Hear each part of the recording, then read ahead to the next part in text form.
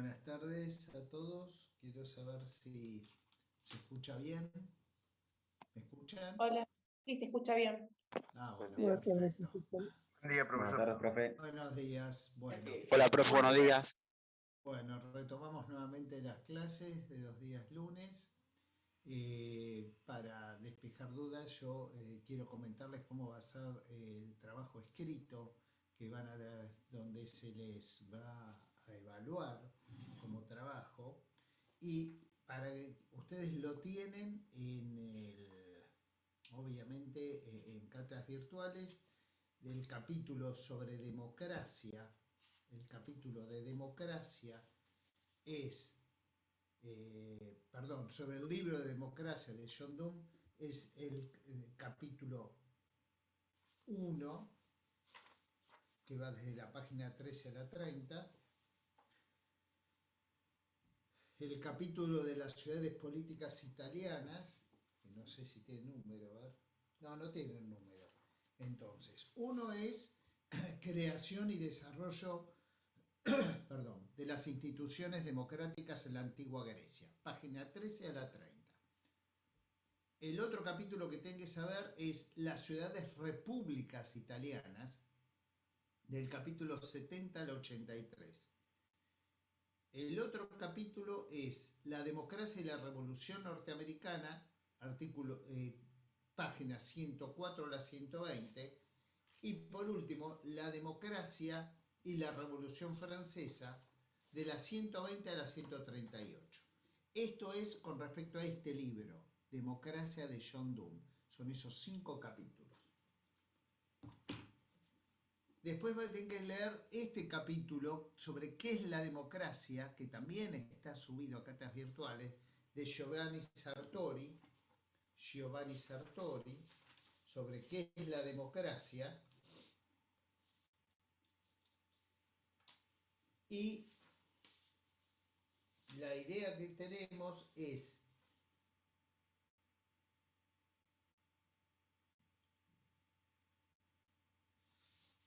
que lean sobre el capítulo 1, definir la democracia, la definición de democracia que hace él.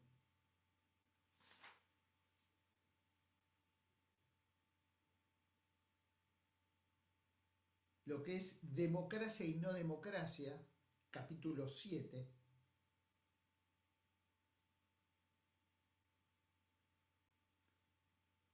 El capítulo 8, la democracia de los antiguos y la democracia de los modernos, o sea, la gran diferencia entre la democracia griega y la republicana o representativa.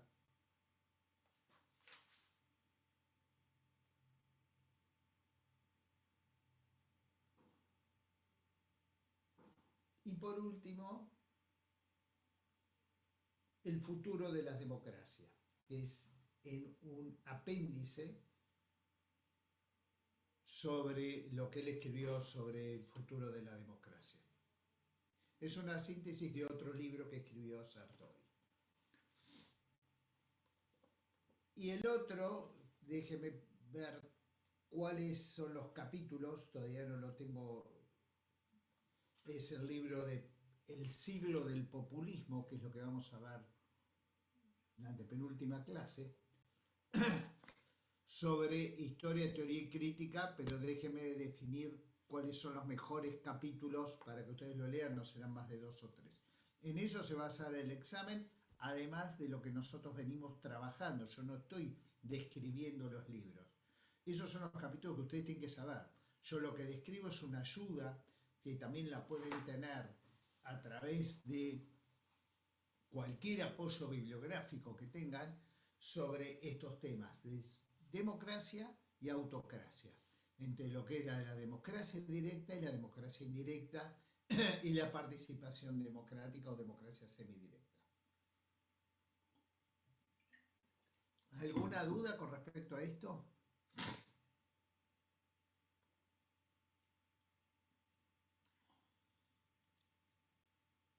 Acá quieren que les anote el capítulo de los libros. Ya lo voy a hacer, así lo tenemos todo bien fresquito, porque si después uno se olvida.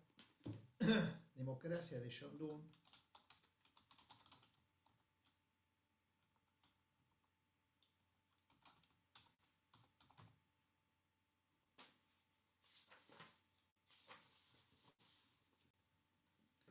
Ya se los voy a ir anotando, así los van teniendo. Profesor, ¿va a ser Sí. un parcial común así o directamente va a ser un trabajo práctico? No, tipo trabajo práctico contestado directamente en la plataforma virtual a través de tipo multiple choice.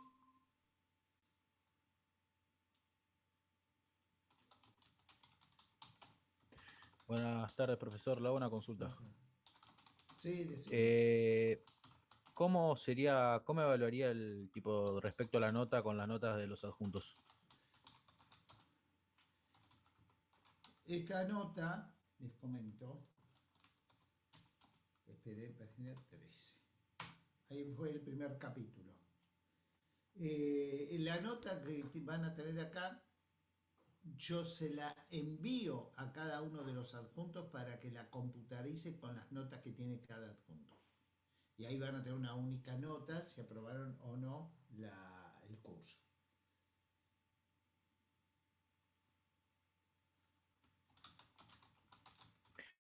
Perfecto, muchas gracias.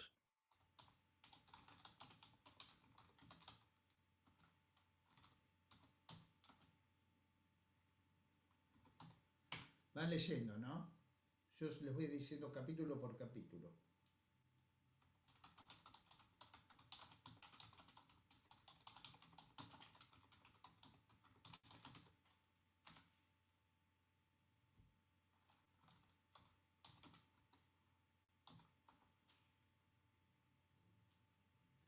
Más o menos para desarrollar el trabajo, las preguntas son más o menos, porque lo hace la propia computadora, 20 minutos es.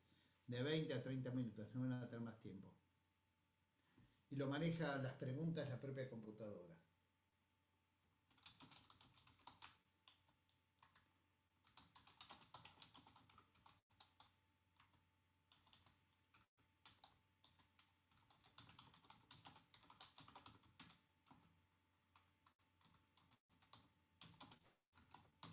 Bueno, ahí tienen los 5 capítulos que habíamos hablado del libro de John Donne.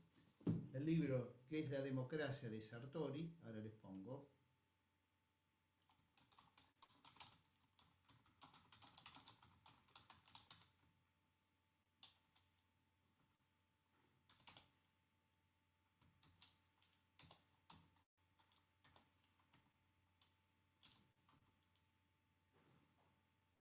¿Qué fecha es el trabajo práctico? Sí, ¿Cuándo es?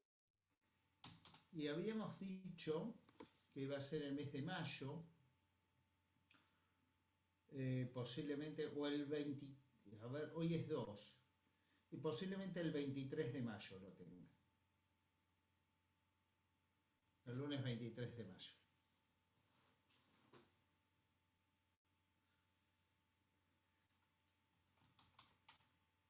¿Es el único trabajo práctico que tenemos con ustedes? Sí, es el único O sea que trabajo que van a en tener. mayo ya terminaríamos. Sí, conmigo sí. En noviembre terminan con los adjuntos.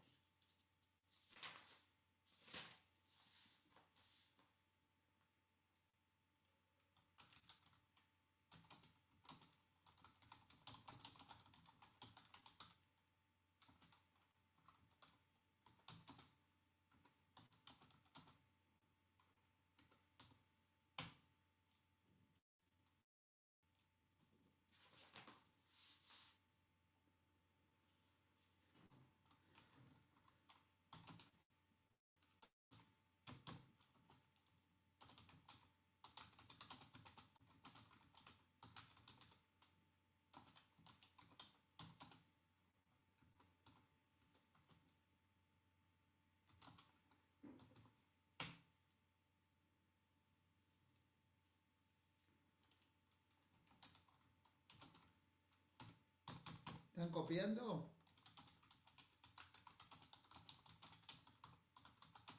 Sí,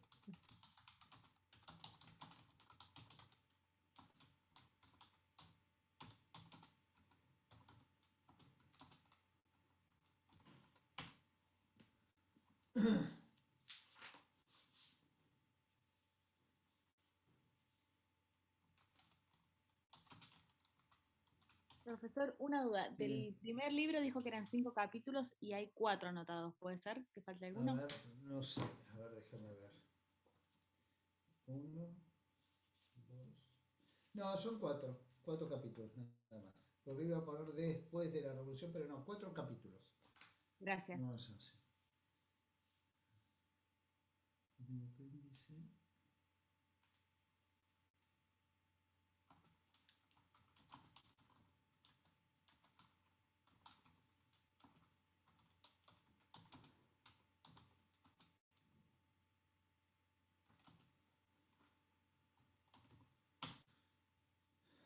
Ese es el segundo. Y el último libro se lo digo en la clase que viene. ¿Qué capítulos van a ir?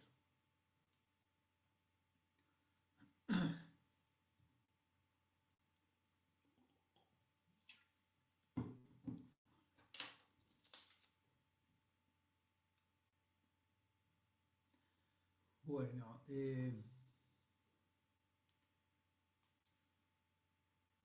nosotros estamos viendo, por lo menos vamos a tratar de hacerlo tranquilos.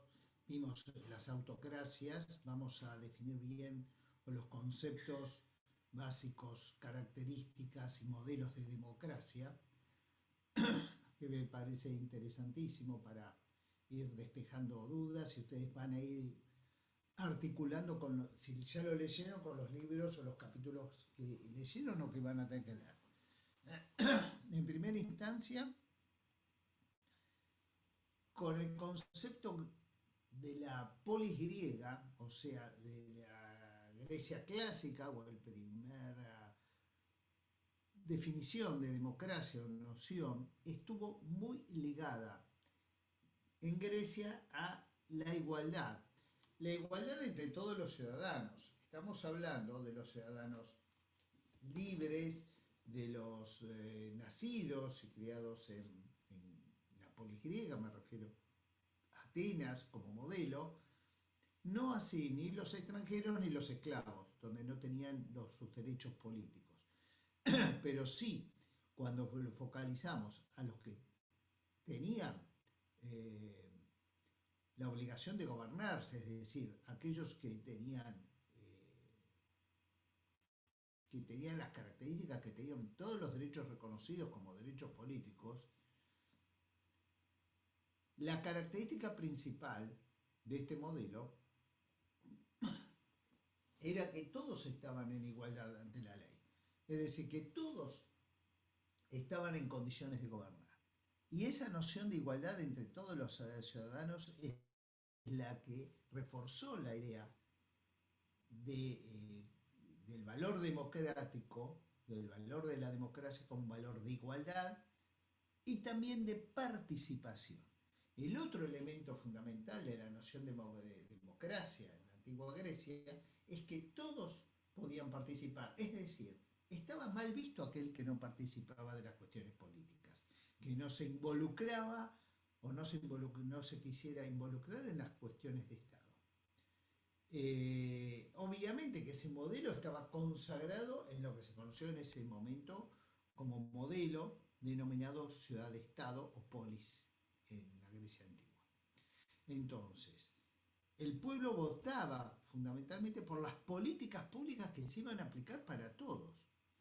Y en una segunda instancia seleccionaba, y en este caso no se los elegía, y eso es una gran diferencia con la democracia representativa, sino que se los sorteaba por sorteo aquellos individuos que eran elegidos por ese mecanismo de sorteo y que iban a ejecutar justamente las decisiones que eran todos votados en la asamblea, es decir, la aplicación y ejecución de esas políticas públicas.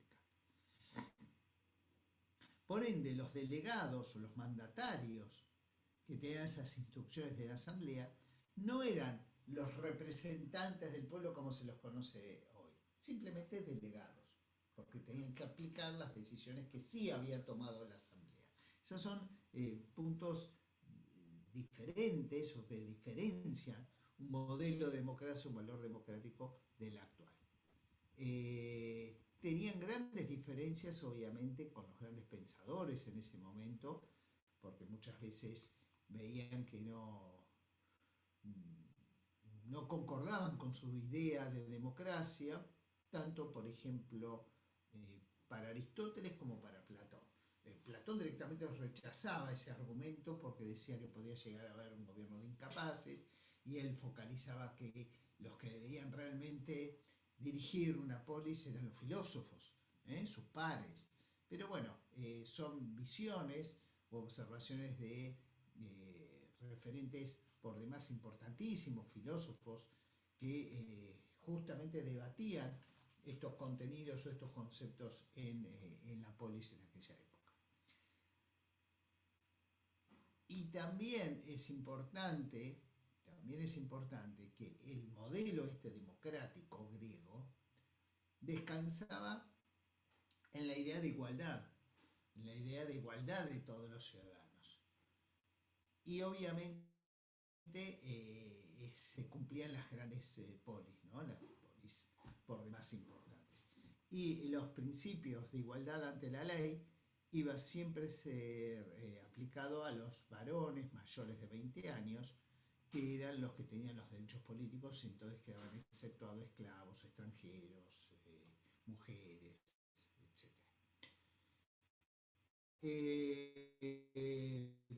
Si bien esta idea de democracia, de asamblea, de buscar figuras institucionales donde podían llegar a participar grandes masas, o por lo menos referentes de toda la población, donde sí logra insertarse es en algunas repúblicas o denominadas repúblicas de algunas ciudades italianas. De esta manera, por ejemplo, Venecia, la República de Venecia, veneciana, tomó de Atenas, por ejemplo, la constitución de cuerpos consultivos, colegiados, que iban a asesorar al reino en forma permanente, similar a lo que ocurría en el Senado romano, ¿no? Donde ahí sí los referentes a estos cuerpos colegiados eran elegidos en forma directa por las familias de nobles, y ese gran consejo que se iban formando, que se iba conformando, actuaba como una suerte de parlamento. Pero ya la democracia, como la conocemos en la actualidad, esta democracia representativa, nace a partir de la Revolución Norteamericana, y aquí cuando se sanciona incluso la propia Constitución norteamericana, se produce una distinción entre lo que era democracia y república. Y esa distinción que aparece en este fenómeno nuevo es porque se trató de resguardar a democracia asociándola al ejemplo de la polis griega.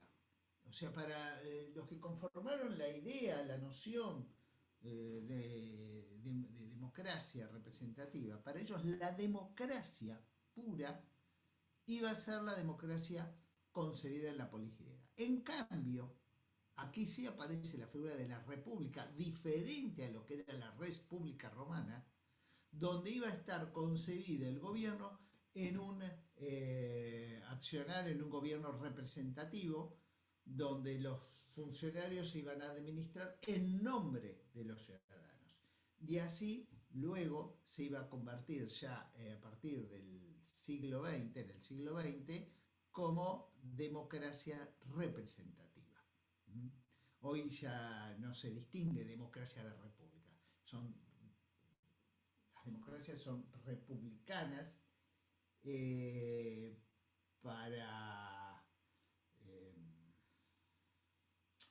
las democracias son republicanas como situación, ¿cómo podría decir?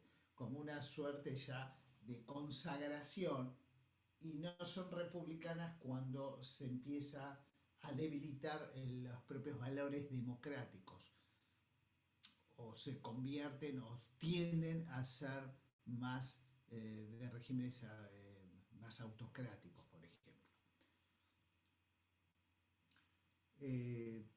Después, si quieren, podemos ver lo que son las características propias de las democracias republicanas o de la república. Hoy por hoy se habla mucho de esto, sobre todo en distintas concepciones o en distintos modelos, porque hay modelos de democracias.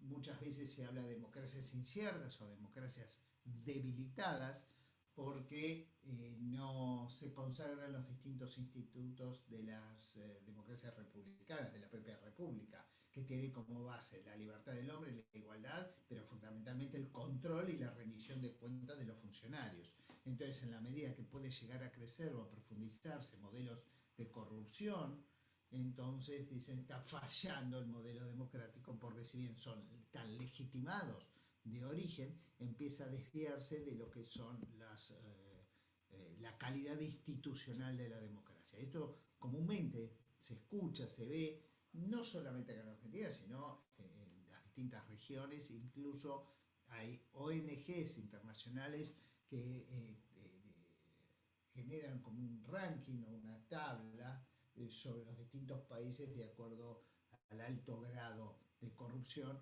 Va decreciendo la calidad democrática en esos estados o en esos países. Cuando hablamos de contenidos de la democracia, tenemos que dividirlo en contenido formal y sustancial. ¿Qué es una democracia formal? Una democracia formal va a ser aquel sistema de gobierno que cumple con una serie de reglas universales de procedimientos. ¿Cuáles son esas reglas procedimentales? Primero, el máximo órgano político que tenga función legislativa debe estar compuesto por miembros que son elegidos directa o indirectamente por el pueblo o el cuerpo electoral, en elecciones libres, transparentes, competitivas. La otra regla, hay varias reglas, pero la otra regla fundamental es que el órgano legislativo, estamos hablando acá de sistemas parlamentaristas, debe existir otras instituciones, pero que también son elegidas. En un sistema político presidencialista, el presidente. En un sistema parlamentario, el jefe de Estado o primer ministro. Por otro lado, los electores tienen que ser los distintos ciudadanos que tengan calidad de ciudadanos, es decir, que sean mayores de edad, que puedan elegir libremente, que no se los discrimine por raza, religión o por ingresos económicos, por ejemplo. Debemos recordar que el voto censitario en Inglaterra o en Gran Bretaña clásica, cuando iba conformándose su modelo parlamentarista, el voto, por ejemplo, de un padre de familia, de acuerdo a su capacidad económica, de acuerdo a cómo tributaba a la corona, valía mucho más que un ciudadano que tributaba menos o que no tenía familia, hasta 6 veces más.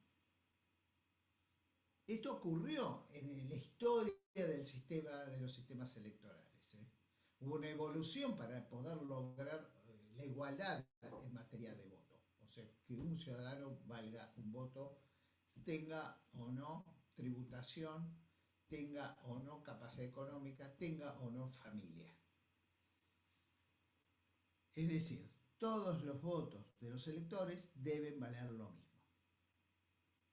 Todos los votos de los electores tienen que tener la capacidad y la libertad de votar de acuerdo a su opinión, formada libremente.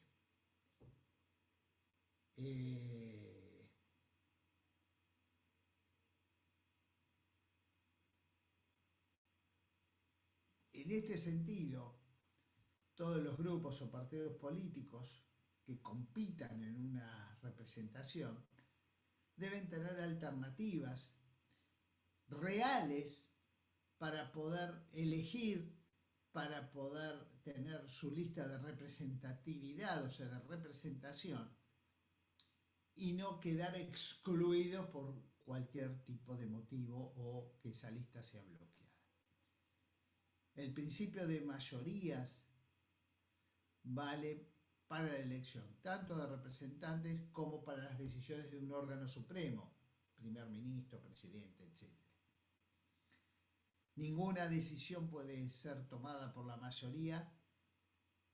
Ninguna decisión tomada por la mayoría puede limitar los derechos de las minorías. Siempre tiene que haber una verdadera igualdad de oportunidades para todos. Y obviamente el órgano de confianza debe gozar del Parlamento, que a su vez, o del Ejecutivo, que a su vez es elegido por el pueblo. Permiso. De esta manera, la democracia formal se va a referir al conjunto de reglas de juegos democráticas que van a determinar cómo se toman las decisiones políticas, sin establecer cuáles van a ser esas decisiones. Vuelvo a repetir, la democracia formal va a ser el conjunto de reglas del juego democrático que van a determinar cómo se toman las decisiones políticas. Y nadie puede limitar o establecer la cantidad de reglas o de normas que va a definir o a decidir políticamente un gobierno. Estos procedimientos, para que se cumplan, son o están consagrados universalmente como reglas de procedimiento de un modelo democrático. En cambio, las democracias sustantivas o sustanciales,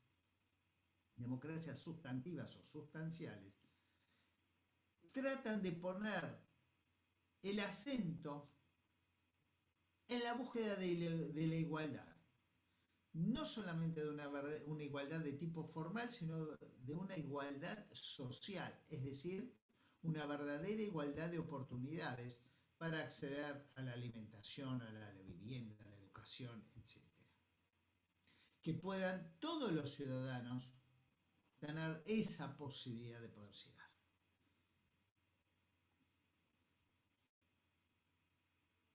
La democracia formal va a respetar todos los medios o procedimientos. En cambio, la democracia sustancial o sustantiva está determinando los fines que tiene que tener una democracia, que no solamente es jurídica, sino también es social y económica. Los regímenes de todo el mundo han tenido una evolución en los distintos estados, pero pensemos que a fines del siglo XIX existía una democracia electoral solamente en una quinta parte de los países reconocidos. O sea, el 90% de la población mundial vivía en dictaduras, en autocracias, en dominios coloniales, en monarquías autoritarias, etc. Pero ya en el siglo XXI, o sea, durante todo el siglo XX fue la gran transformación, la mitad de la población mundial ya vive en regímenes democráticos. Pero ojo, la otra mitad vive en regímenes dictatoriales o autocráticos.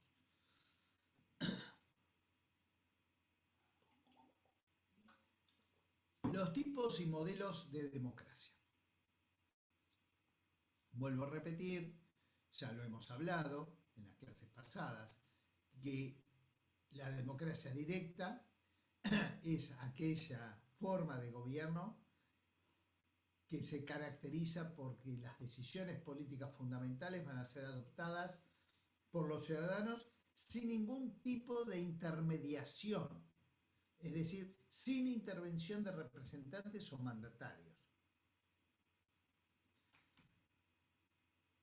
La característica fundamental de esta democracia directa y activa, donde los ciudadanos encontraron siempre un pie de igualdad con respecto a sus deberes y sus capacitaciones y capacidades para poder llegar a las magistraturas, estuvo marcada en la polis griega. De ahí se lo toma. Y se lo ejercía en forma directa, con una idea de igualdad, donde se completaba obviamente por la libertad del ser humano, del individuo, del ciudadano, y en un marco legal, normativo, de derecho. De esta manera, sobre todo teniendo en cuenta lo que era la polis griega, la polis ateniense, la figura del ciudadano se identificaba tanto en el ámbito público como en el privado. La vida política era propia de la naturaleza del ser humano. Y de esa manera se iba homogeneizando, donde las relaciones entre los distintos individuos se iban destacando sin tener ninguna distinción entre gobernantes y gobernados. O sea, que todos podían ejercer la función pública y podían aspirar a ser el intendente, el jefe de gobierno, como quieran llamarlo. Todos en un pie de igualdad. En cambio, en otro modelo que se consagra a partir de la Revolución Norteamericana, es decir, la democracia representativa, va a ser aquella que a través de un número reducido de miembros van a tomar las decisiones políticas fundamentales, legislativas y ejecutivas, ya sea un sistema parlamentario, un sistema presidencialista con el respaldo del Congreso de Representantes, como así lo estableció la propia Constitución norteamericana y la nuestra. Si ustedes leen el artículo 22 de nuestra Constitución, va a decir: el pueblo no delibera ni gobierna, sino es a través o por medio de sus representantes y autoridades creadas por la propia Constitución. Es decir, nuestro país, como toda la mayoría de nuestros países de América y todos los que en definitiva han adoptado este sistema, consagraron lo que se denomina democracia representativa o indirecta. ¿Por qué? Porque el titular del poder, que es el pueblo soberano, de ahí radica la base y la sustentabilidad de la soberanía popular, como también lo consagra la propia Constitución, descansa en que le va a delegar a sus representantes el poder de autoridad. Entonces, el pueblo, titular del poder, delega el ejercicio de ese poder en sus representantes, designados por los mecanismos establecidos por la propia Constitución por un periodo determinado. Por eso se elige cada 4 años, antes los presidentes cada 6, con renovaciones parciales, que hacen a que el ejercicio electoral se practique cada 2 años. Muchos constitucionalistas, politólogos, estudiosos de las instituciones políticas fueron estableciendo, marcando que la mejor forma de gobernar es cuando el Ejecutivo, sobre todo en sistemas presidencialistas, se dan en sistemas presidencialistas, tienen apoyo legislativo para la toma de decisiones, porque si no puede quedar bloqueada la posibilidad de gestión de gobierno.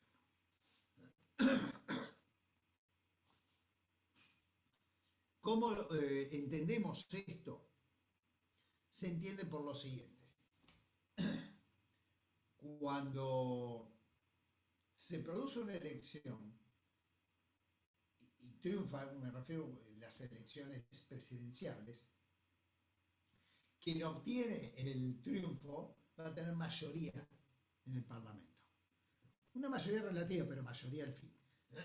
Esto implica que por el Estado de Derecho lo que ocurre es que el oficialismo o el bloque de gobierno acompañe las decisiones políticas del gobernante. En este sentido, lo que muchas veces ocurre es que en esa instancia, en ese acompañamiento, se puede instrumentar.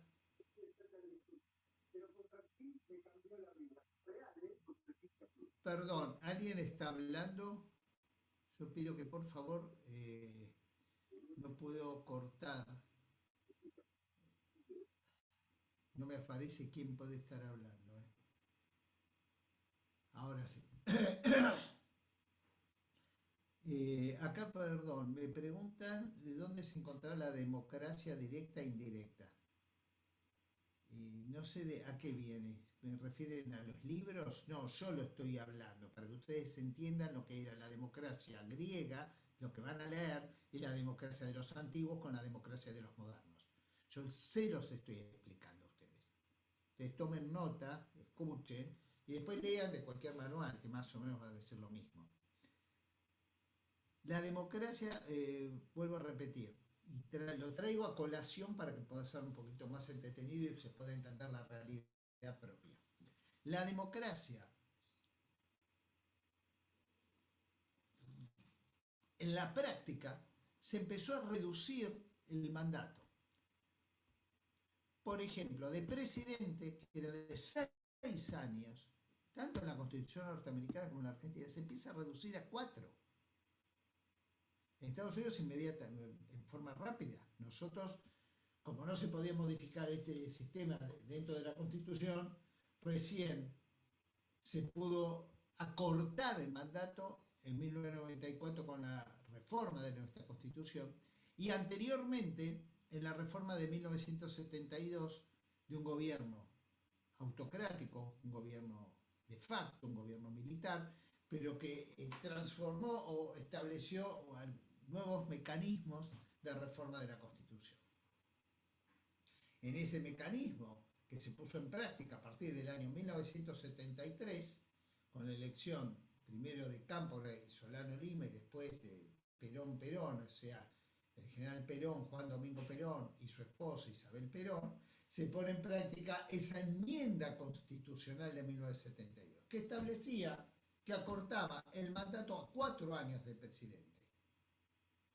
En esa disminución, en ese acortamiento de la gestión, también involucró un tema que es muy importante, que fue debatido por académicos que fueron los que asesoraron esa reforma de la Constitución, que era acortar el mandato de los senadores de 9 años a 4, igual que los diputados.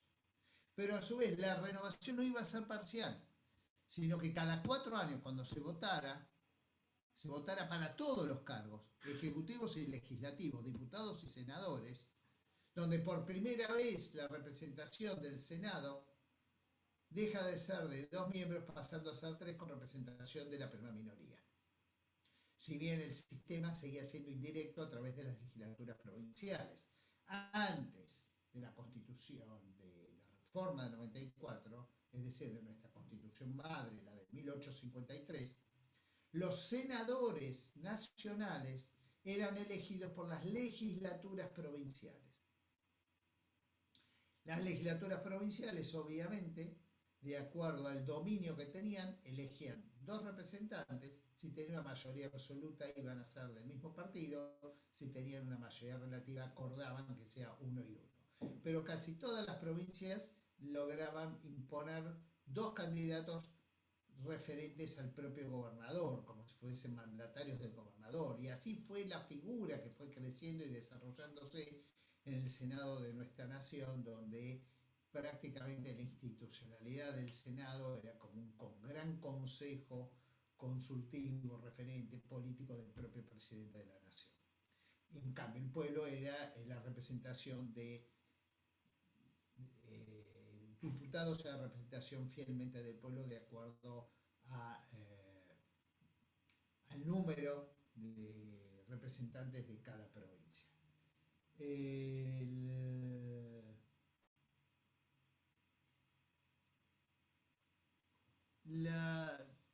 tema que se debatió en esa enmienda del 72 y por el cual yo lo traigo hoy a debate fue porque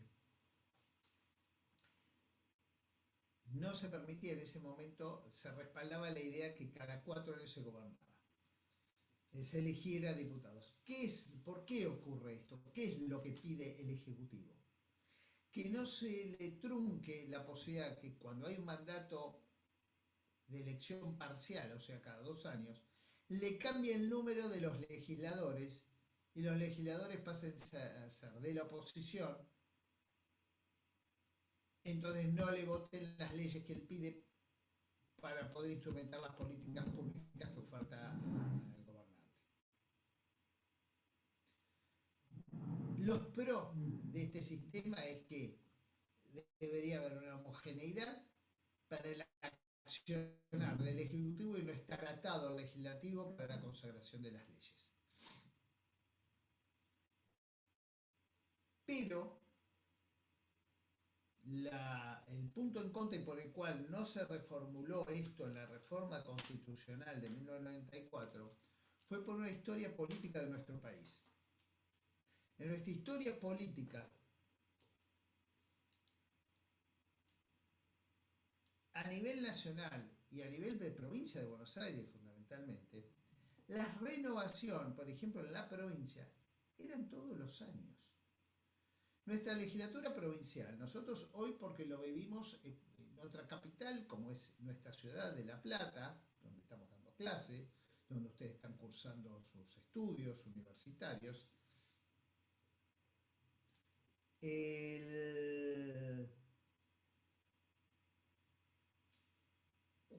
cuando se sanciona la Constitución de 1853, tanto el gobierno provincial como el nacional o el federal, a partir de 1860, 1872, residía en la ciudad de Buenos Aires. En la provincia de Buenos Aires, de acuerdo a la propia Constitución provincial, todos los años se renovaban Cámara de Diputados y cada 2 años el Senado. O sea, era todos los años actividad legislativa. No así a nivel nacional, pero había una práctica electoral muy activa. Y por otro lado, el problema que se tenía era que, obviamente, los gastos, pero fundamentalmente el bloqueo que podía llegar a tener el gobernante de turno. Perdón, alguien tiene abierto el micrófono. Pablo San Pedro, a ver, te lo voy a desactivar. Ahí está. Se había abierto tu micrófono, Pablo. Entonces, la gran discusión fue que se suponía que si en el año 1973 se eligió la fórmula Cámpora Solano Lima, Perón. Si en el año 1975 hubiese habido renovación legislativa, posiblemente no hubiese habido golpe en el 76, porque se hubiese oxigenado el sistema democrático, el modelo democrático. Por más violencia que se sucediera en el país, posiblemente hubiese aparecido el fenómeno justamente de la participación ciudadana para elegir representantes y donde posiblemente se hubiese aplazado o por lo menos combatido un golpe militar.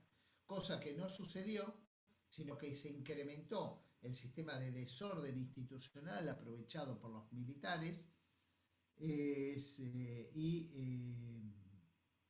lamentablemente se sucedió el golpe en el año 1976. Por eso se hablaba en el año 75, ya a principios del 76, cuando se veía venir el golpe, que la democracia por lo menos tenía que llegar en muletas al año 77, que renuncie la presidenta para poder elegir representantes nuevos. Pero ese fue el motivo por el cual no hubo renovación legislativa y por el cual se mantuvo en la reforma de 94 el principio de 1853, ¿no? De cada 2 años. Hay algunas provincias... Profe, sí, profe, pero faltaban 9 meses para las elecciones, lo que me hace dudar si no hubo un arreglo para que eso cayera. No eran 2 años, eran 9 meses. No, pero eso era para la elección presidencial.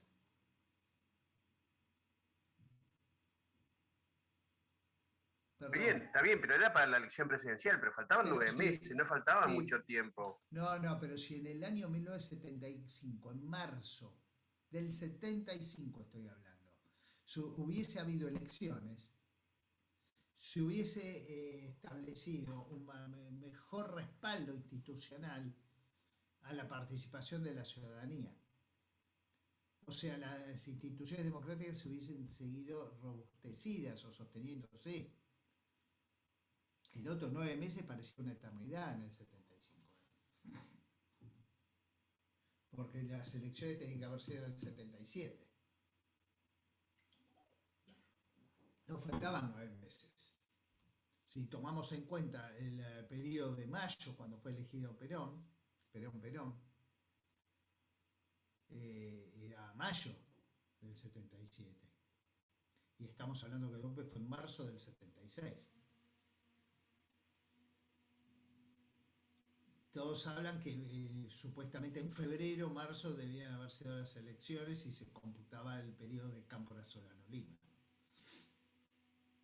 Pero bueno, esta fue la historia, esto se debatió y quedó conformado que cada 2 años haya elecciones para homogeneizar en ese sentido el modelo parlamentario, por lo menos legislativo. ¿Cuál es el problema que vemos nosotros hoy? Hay algunas provincias que sí conservaron esto, por ejemplo el de Córdoba. Cada 4 años y no hay renovación legislativa parcial de su legislatura, para robustecer justamente las medidas de políticas ejecutivas. Pero a nivel nacional no. Pero fíjense la problemática que se suscita hoy día en nuestro país cuando el propio partido gobernante se fractura legislativamente y un sector del gobierno dicen que son oposición o que no están de acuerdo con las políticas del Ejecutivo. Eso es lo que está sucediendo hoy. ¿Qué sucede ante esta situación? Una parálisis absoluta del Congreso de la Nación. No se sancionan leyes. ¿Por qué?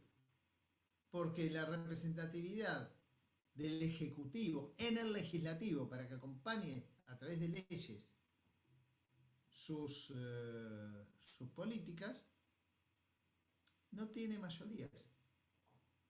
La oposición por la oposición. La oposición tiene que acompañar las decisiones del Ejecutivo. Y el Ejecutivo tiene dividido el Legislativo.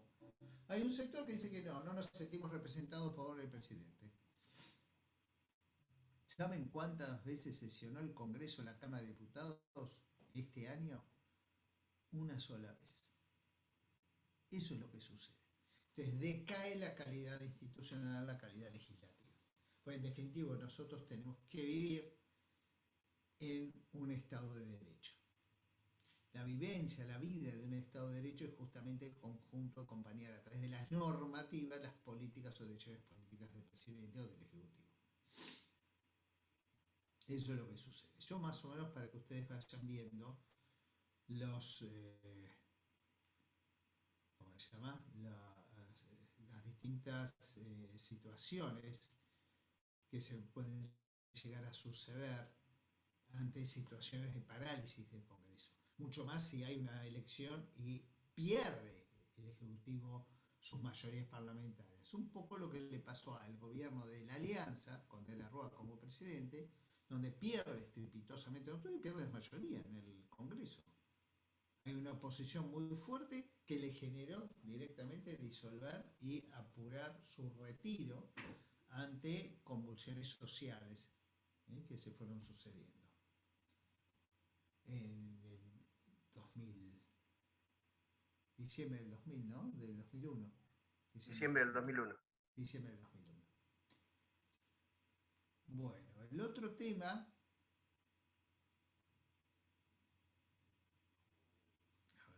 de la democracia representativa es que obviamente una de las grandes críticas que se le hace a la forma de democracia es que no hay una relación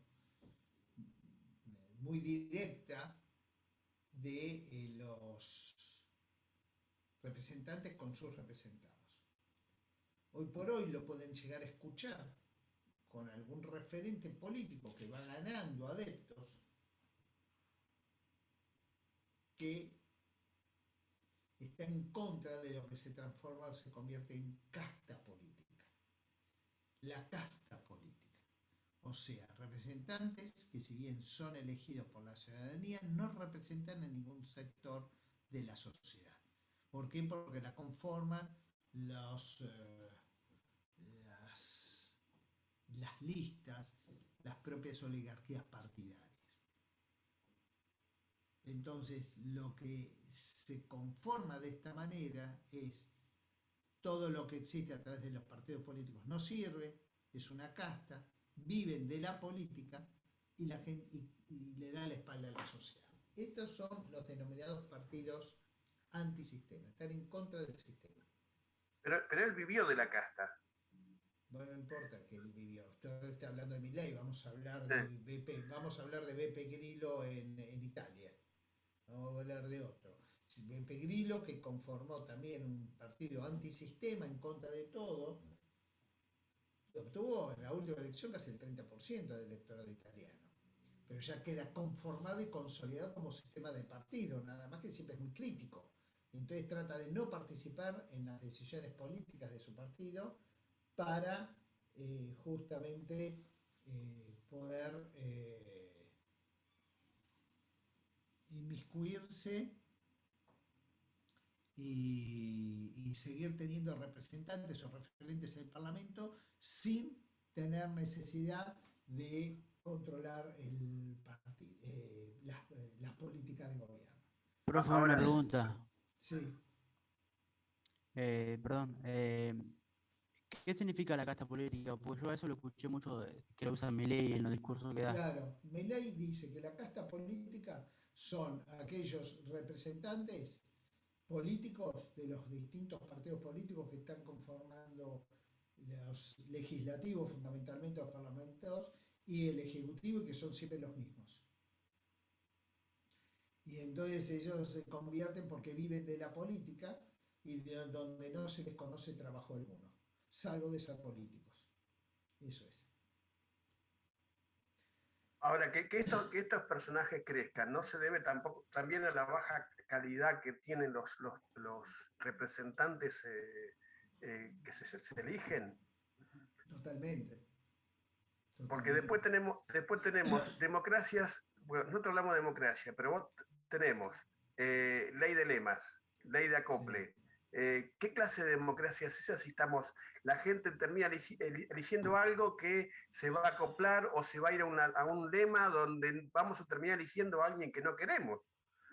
Entonces, Exactamente. Por eso lo que pasa, lo que sucede es que el gran remedio que se vio para evitar la ley de lemas, que en algunas provincias sigue existiendo, o de acople, fue las famosas PASO, primarias abiertas, obligatorias y simultáneas, donde toda la ciudadanía podía participar y que cualquiera podía estar legitimado para participar. Sucede que las PASO tienen que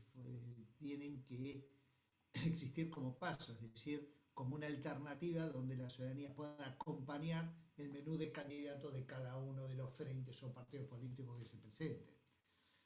Una manera de sanear justamente esto, que no ocurrió porque muchas veces los ejecutivos tratan de buscar un acompañamiento determinado por ellos mismos para establecer su propia lista de candidatos y sus amistades o su propio sector sentirse representado y la gente prácticamente puede participar, sino ratificar de alguna manera el partido que se está consagrando, donde se convierte las PASOs o las primarias en verdaderas encuestas obligatorias, no en PASOs, no en primarias obligatorias. Habría que mejorar las PASO y que de alguna manera todos se puedan llegar a presentar.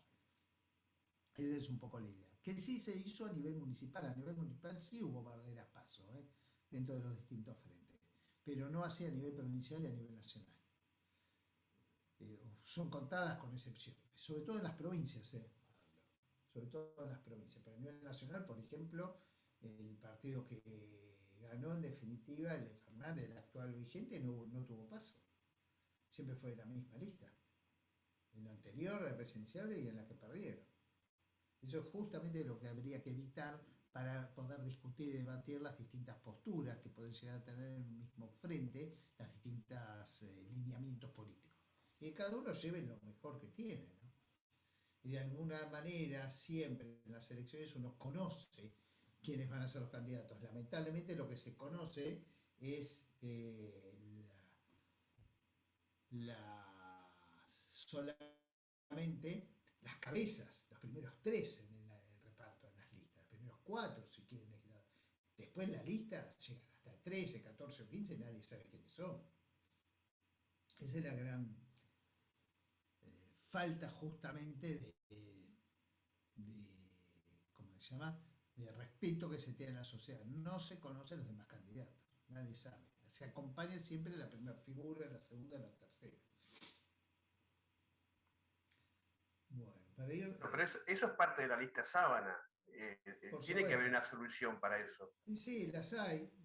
El tema es ver cómo lo pueden impulsar. Lo que pasa es que ya directamente estamos teniendo problemas, si confiamos en el partido, con las propias listas. No podemos ponernos de acuerdo con lista única. O sea, que una sola lista sirva para todos los partidos. Ni en eso nos podemos de acuerdo. Que hoy por hoy tendría que ser con lista única, no cabe la menor duda. Y donde de esa manera se eliminan las trampas, porque los partidos minoritarios prácticamente no tienen la cantidad de fiscales para poder sostener, controlar y vigilar una elección, y donde se les hace trampa siempre. Entonces hay que de alguna manera sincerarse a la población y a las instituciones para que esto no ocurra más. Santa Fe ya tiene lista única, por ejemplo. Pero tendría que ser lista única para todos. No, sí, pero evitaría el voto cadena, y sabemos bien, claro, que hay muchos que con el voto cadena hace una gran diferencia. Bueno, ya sé, pero por eso en algún momento se va a tener que terminar.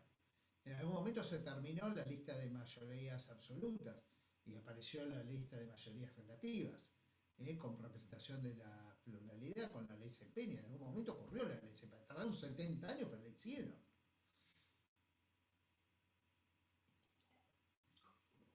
No había representación de las minorías hasta la ley Selpeña.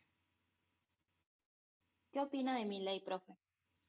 Yo qué opino de Milei, es un upside, es un fenómeno que no es nuevo, sino que se da en todo el mundo, en todo sistema.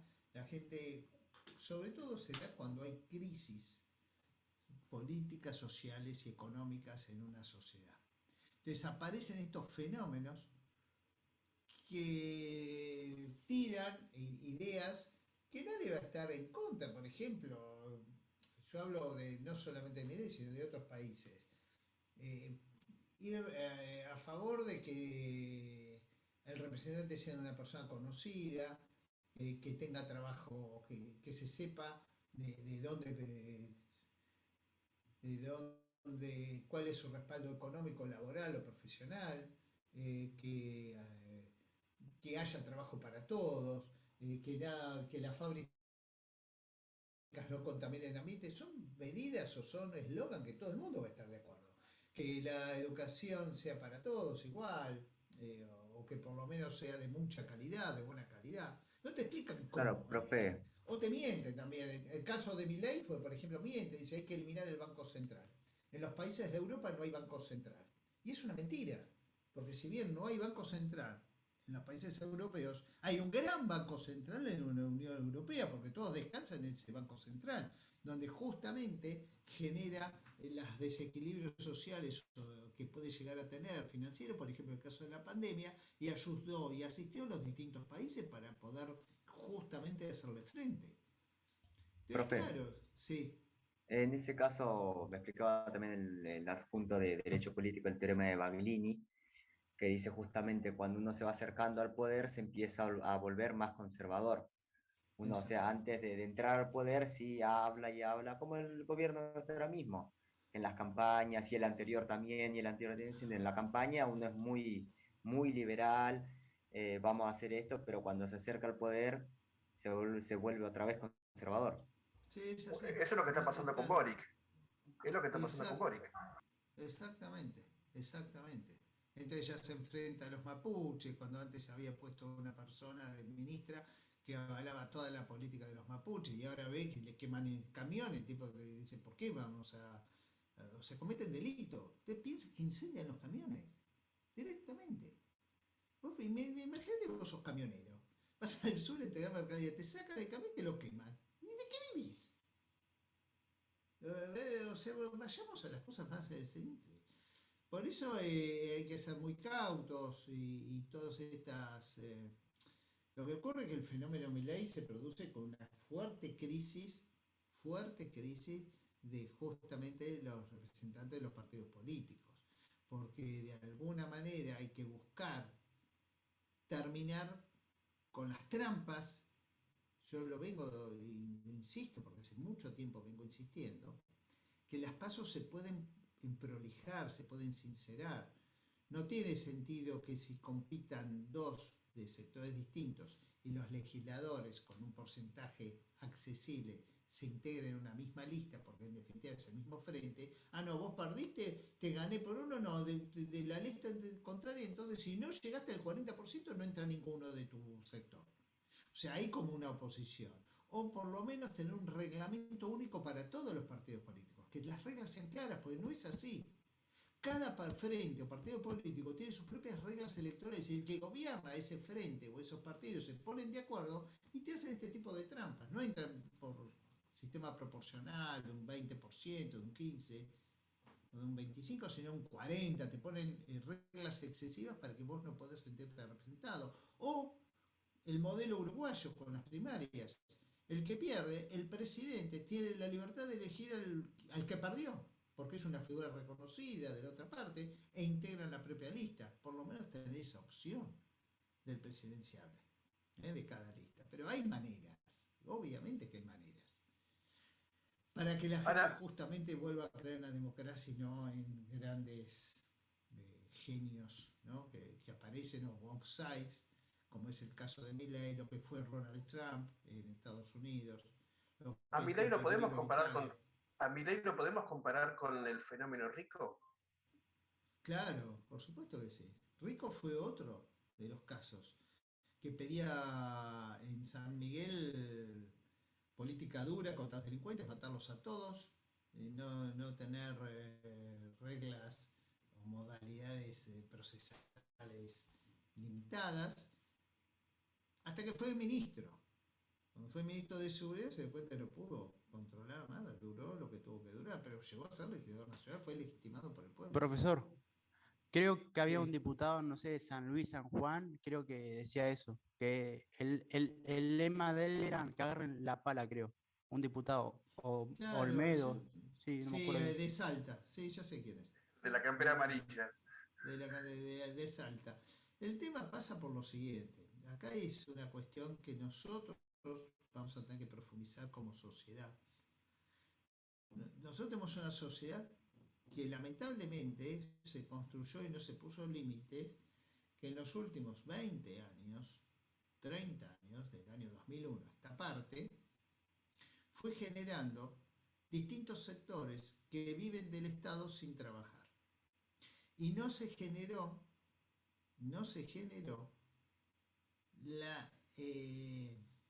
la capacitación, formación para que estos trabajadores se inserten en el mundo del trabajo en forma y se blanquee. Y esto se concreta con las renovaciones de los famosos planes, programas, etcétera, que crearon partidos dentro de los propios frentes o partidos. Porque hoy cada movimiento que maneja, el dinero que maneja, Grabois, por ejemplo, Pérsico, el que quieran ustedes, es una enorme cantidad de dinero, pero enorme, de gente que no trabaja, o trabaja en forma muy limitada en la famosa cooperativa, o los limitas, si vos no vas al piquete te quitamos les toman lista, está comprobado. Claro, pero esto empezó con la derogación de la 1420. Al derogar la 1420 cayó la calidad educativa y con eso cayeron pero además de caer la calidad educativa, generaron y crecieron sectores que viven del Estado, donde hoy ya tenemos de pobres la mitad de la población. No es que son 2 personas, 20%, 50. y cada vez más. Y cada vez se aplica más impuestos o presión tributaria, básicamente no con los que más tienen, con los sectores medios de la población. Los asalariados, yo como docente me sacan de impuestos las ganancias una barbaridad, pero una barbaridad, de un sueldo, de docente. Y así repetidas veces, y eso lo van a ver las pymes, no pueden emplear trabajadores porque se funden con el sistema que es actual. Le huyen a tener un empleado. Yo les cuento, voy a casos muy concretos, muy concretos. Acá en La Plata existía la perfumería Coralo. No sé si se acuerdan ustedes de la perfumería Coralo. Sí, había varias. Había Tenían varias. sucursales. Se fundieron. Para cumplir con los trabajadores, con los empleados, que tenían muchos empleados, quebró. Prefirieron cerrarla y pagarle a todos los empleados. ¿Qué terminó siendo? Una empresa quebrada, cerrada, indemnizando a todos los trabajadores, no pudiendo emplear a nadie y dedicándose a otra cosa. Hoy el que era dueño de Coralo y tiene un emprendimiento gastronómico y solamente trabaja la familia, no tiene empleados, no tiene a las hijas, a los yernos, no quiere estar más empleados. Ese es el modelo que está imperando en la Argentina. Cualquiera que tiene un kiosco, bueno, vamos a las cosas más limitadas, no puede tener empleados en blanco por las cargas sociales. Es un disparate, pero es un disparate. En vez de favorecer, todo lo contrario. Y no puede ser que un tercio de la población, que más de un tercio de la población viva a expensas de otro tercio, porque el otro tercio todos trabajan en negro. Tienen su mercado negro cada vez más creciente. Entonces, lamentablemente acá lo que va a ocurrir, y por eso tenemos la población, ¿cómo se llama? El sentimiento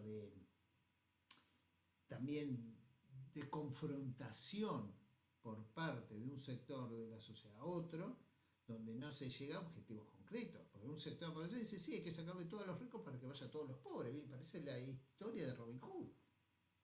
Se van a tener que poner de acuerdo, les guste o no, a todos los sectores de acuerdo. México tardó 14 años en salir de la inflación. Y así todos los países de América Latina. Todos salieron menos nosotros. Todos los países de América Latina con inflación alta salieron. Fíjense la historia económica de Perú, de Bolivia, de México, de Chile, de Uruguay. Todos salieron, pero se tiene que poner de acuerdo todas las fuerzas políticas acá. Pero el problema es que son varios problemas, ¿no? Es una suma de problemas. A ver, una de las cosas que yo siempre digo que de las pocas cosas que tuve en contra de don Raúl Alfonsín fue no haber hecho el esfuerzo necesario para aprobar la ley Muchi. Yo creo que eso hubiese sido parte de una solución, no toda, pero parte de una solución, haber aplicado la ley Muchi como para poder empezar a manejar y que no sea un descontrol como son ahora todos los, como es la CGT y todo eso. Así es, Walter. El problema acá en Argentina es que hay nichos autocráticos de los sindicatos, de las organizaciones empresariales, comerciales, profesionales, donde siempre están los mismos y donde no permiten que crezca en libertad y en forma plural la representación. Hoy los sindicatos cada vez tienen menos representantes, la gente no quiere afiliarse a ningún sindicato. La participación cada vez es menor, pero te siguen manejando los resortes de su política gremial o sindical. Es que, profe, hoy en día, por ejemplo, saltan de una organización a justamente cuando asumen los gobiernos y demás, a aparatos del Estado, y luego de un lugar a otro, y siempre hay el mismo flujo de personas, o sea, de organizaciones, a algunos cargos políticos. El otro día, por ejemplo, no sé si se enteró del caso, creo que en Quilmes era, de 3 personas, o sea, que están en un cargo político y todo, me parece.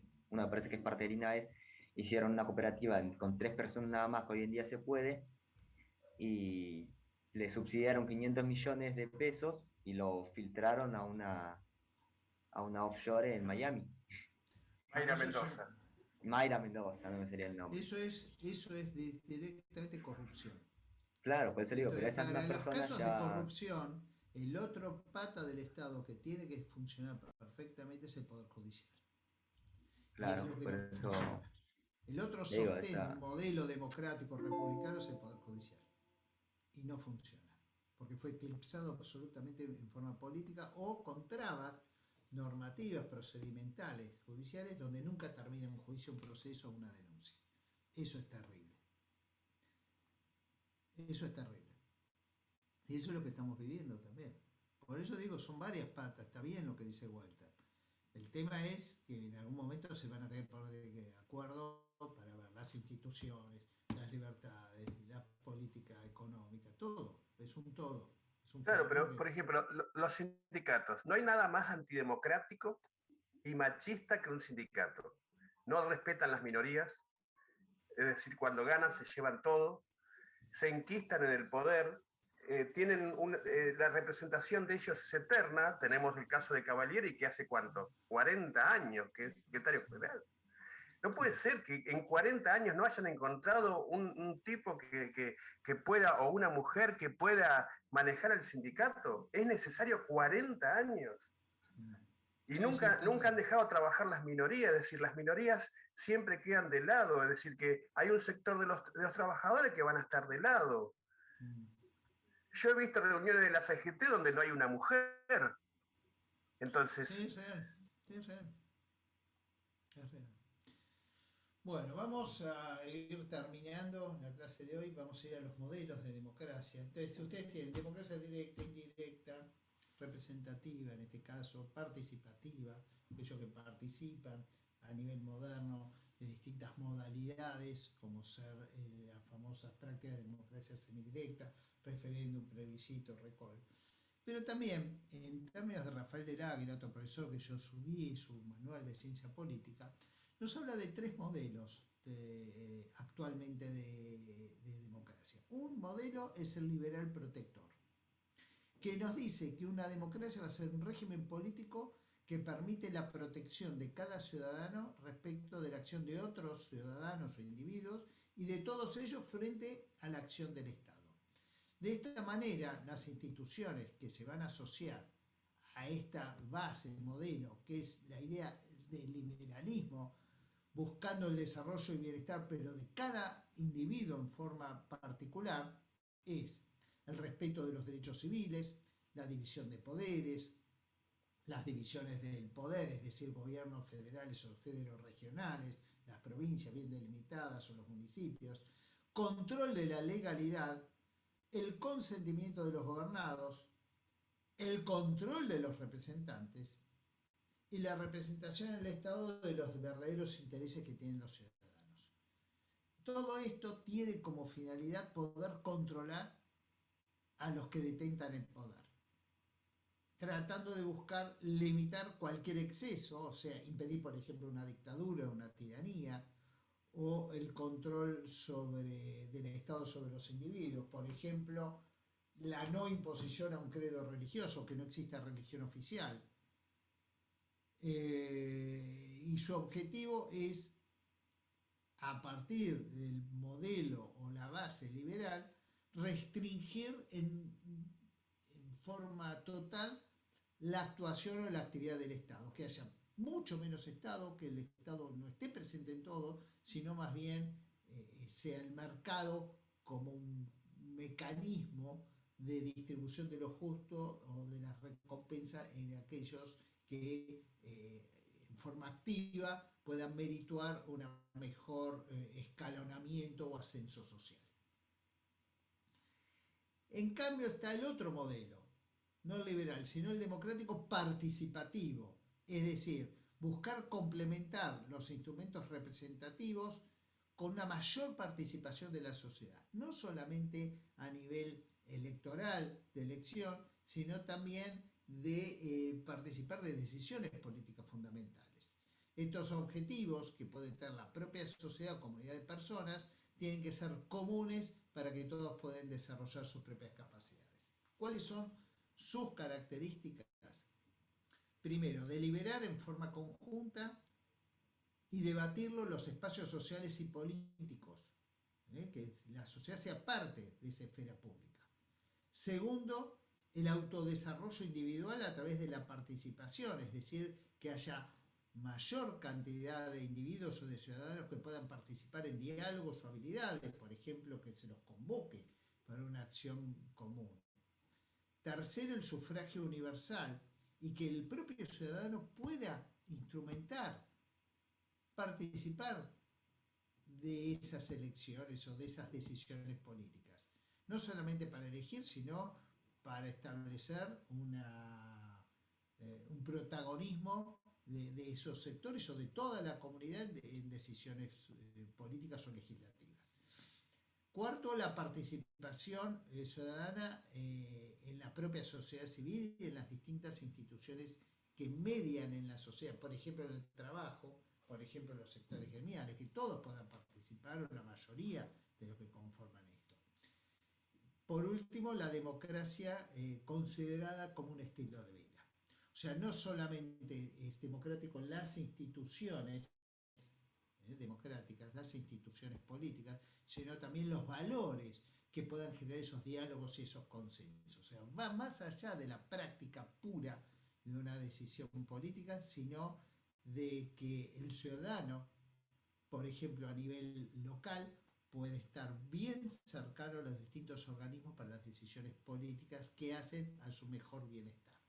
Ese es el modelo participativo. Profe, sí. ¿Podría repetir de vuelta los modelos así? El modelo, por un lado el modelo liberal o protector. El segundo, el modelo democrático y participativo. Y el tercer modelo es el pluralista competitivo. Este modelo de democracia competitiva, plural, es el que adquiere poder de decisión a través de buscar el apoyo de la población, tratando de que haya una fuerte composición de las minorías. O sea, que las minorías generen esa referencia en un marco político de mayor representatividad legislativa. Este modelo se caracteriza por tener élites preparadas, por un lado para el gobierno, para poder atraer, para generar una articulación con los distintos sectores de la sociedad, que el sistema de selección de la competencia entre dos o más partidos sea mucho más amplio, por ejemplo lo que se da en estos momentos actualmente, que son frentes. Y por último, que el rol de los votantes no sea solamente decidir sobre cuestiones de elegir representantes, no solamente sobre cuestiones políticas, sino también qué van a adoptar esos representantes en las decisiones políticas. Mayor control para generar un mejor equilibrio en la sociedad en todos los sectores. Eso es básicamente a lo que apunta las democracias de tipo pluralista y competitiva.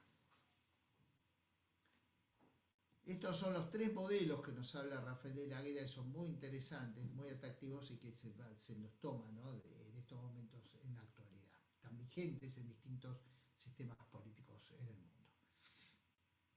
Bueno, esto es más o menos lo que quería comentarles en el día de hoy.